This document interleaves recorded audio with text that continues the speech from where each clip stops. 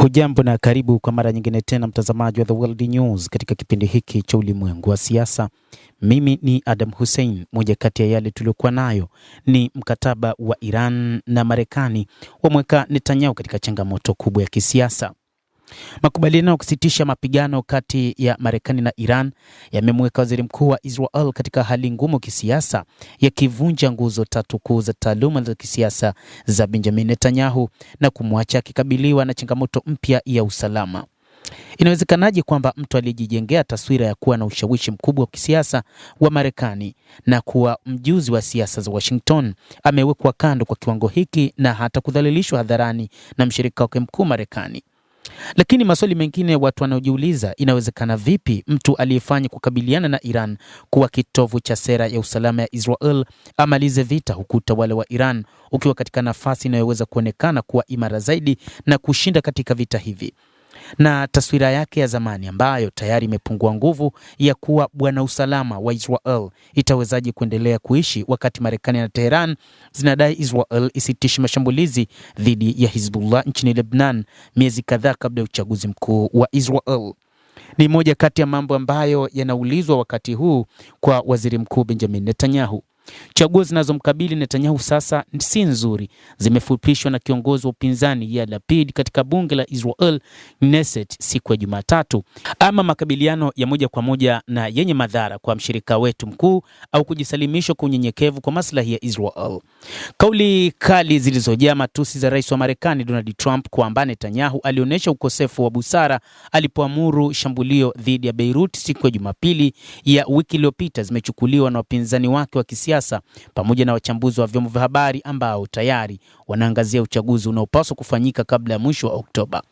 Hata hivyo, maoni kutoka kwa wanachama wa chama cha Likud cha Netanyahu na mawaziri wa mrengo wa mkali wa kulia katika sera yake ya muungano yanaonyesha pia shinikizo analokumbana nalo kutoka ndani ya kambi yake mwenyewe, hasa kuhusu madai ya Tehran kwamba makubaliano ya kusitisha mapigano yajumuishe operesheni za kijeshi katika maeneo yote ikiwemo Lebanon.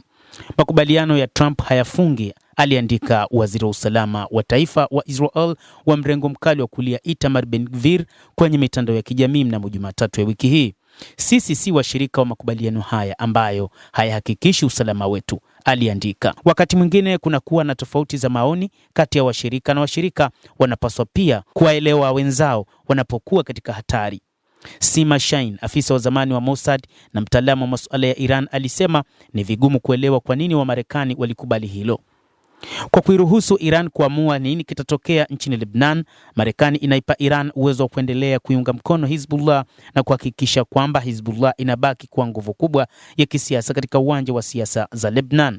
Israel haijafurahishwa na hali hiyo, wala taasisi za usalama wala viongozi wa kisiasa. Katikati ya wimbi la ukosoaji na hasira kutoka pande mbalimbali za kisiasa, waziri mkuu wa Israel Benjamin Netanyahu alikataa madai ya waandishi wa habari Jumatatu ya wiki hii usiku kwamba ameshindwa.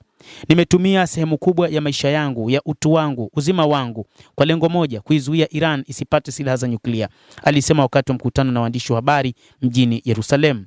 Alisema zaidi kwamba tunafanya kile kinachohitajika. Sijiwekei mipaka yoyote kuhusu lengo hili. Iran haitakuwa na silaha za nyuklia. Lakini pia alikiri kwamba kulikuwa na nyakati ambapo yeye na Donald Trump walikuwa na mitazamo tofauti. Nimeeleza maoni yangu katika majadiliano, lakini tuna maslahi yetu wenyewe. Kwanza, kutowepo kwa tishio la nyuklia. Pili, Lebanon tumeunda eneo la usalama na tutabaki huko kwa muda utakohitajika, alisema. Iran ilitaka tuondoke. Hilo halikutokea. Mnajua kwa nini? Kwa sababu nilisimama imara sana. Washirika wetu wa Marekani wanaheshimu msimamo huo thabiti.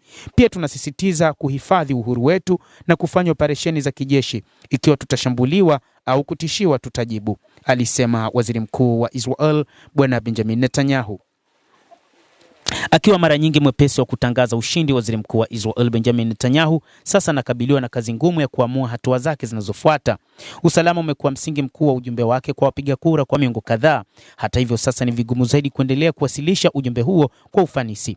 Baada ya mashambulizi mabaya yaliyoongozwa na Hamas tarehe 7 Oktoba mwaka 2023, Netanyahu alibadilisha sera za usalama wa Israel kuelekea mkakati mkali zaidi wa kushambulia na kuzuia vitisho kabla havijatokea, baada ya kuvizuia na kudhibiti baada ya kujitokeza.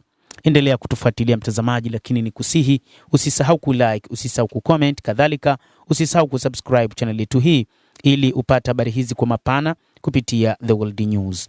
Mimi ni Adam Hussein, endelea kuwa nasi wakati wote, endelea kutufuatilia.